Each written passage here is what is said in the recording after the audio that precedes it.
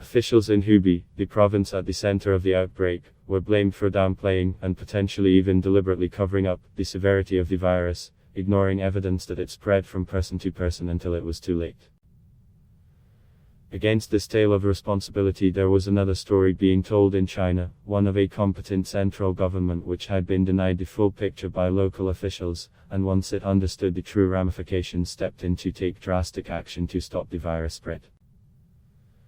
And indeed, there was a major shift on January 20, when Chinese President Xi Jinping commented publicly for the first time on the virus, and ordered resolute efforts to control the outbreak.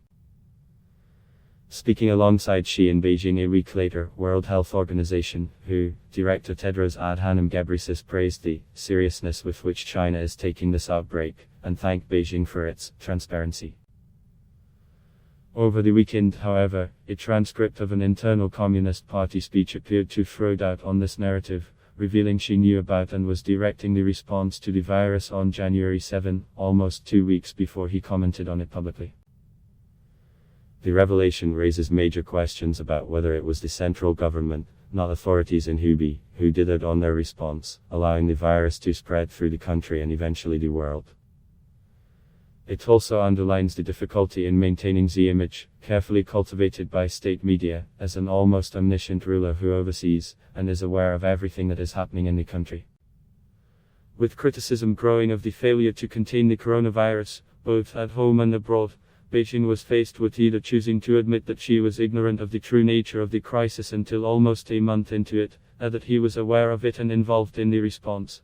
By choosing the latter option, however, no matter how much blame can be placed onto provincial officials for failing to implement the instructions, the government is admitting that ultimate responsibility for the outbreak lies with the man at the center. In the transcript of the speech, published Saturday by the official Communist Party journal Qixi, Xi issued requirements for the prevention and control of the new coronavirus, during a meeting of the Politburo Standing Committee, China's most powerful decision-making body, on January 7. He gave further instructions on January 20 and 2 days later, when he explicitly requested Hubei province to implement comprehensive and strict control over the outflow of people, essentially placing the province on lockdown. I have, at all times, monitored the spread of the epidemic and the progress in prevention and control work, and continue to give oral orders and instructions, Xi is reported to have said. It is the 13-day period between January 7 and 20 that is most crucial, not least because it is when officials in Hubei held 2 key provincial party meetings and Wuhan invited more than families to attend a Massachusetts banquet in an attempt to set a world record. It's also when officials in both Wuhan and Hubei appeared to downplay the outbreak, an assessment that was repeated by state officials. Wang Guangfe, head of a team of researchers sent from Beijing to investigate the situation, said on January 11 that it was under control. Wang, like others on the front line during the initial outbreak, was subsequently diagnosed with the virus.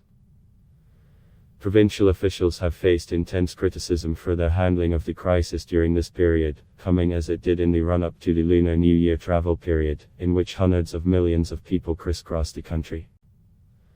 Passenger screening was not put in place in Wuhan, itself a major international and domestic travel hub, until January 14, and further restrictions over a week later. Wuhan Mayor Zhu Xianwang later admitted that the city's warnings were not sufficient, and offered to resign. We understand that the public is unsatisfied with our information disclosure. On one hand, we failed to disclose relevant information in a timely manner, on the other, we did not make sufficient use of valid information to improve our work, Zhu said in an interview with state broadcaster CCTV. As for the late disclosure, I hope the public can understand that it's an infectious disease, and relevant information should be released according to the law.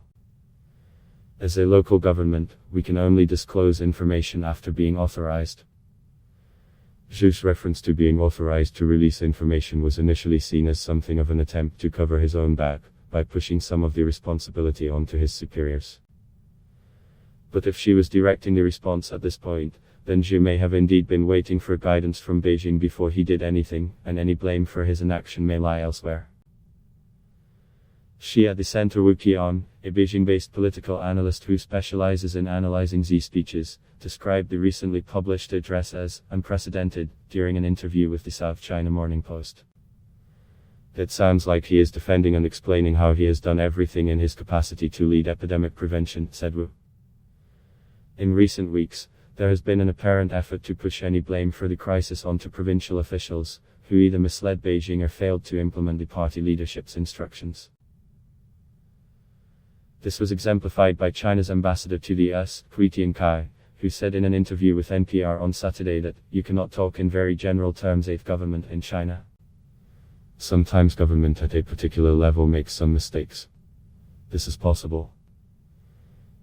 I think it is all natural all over the world," he said. "But you cannot say the whole government in China is making a mistake. This is not true."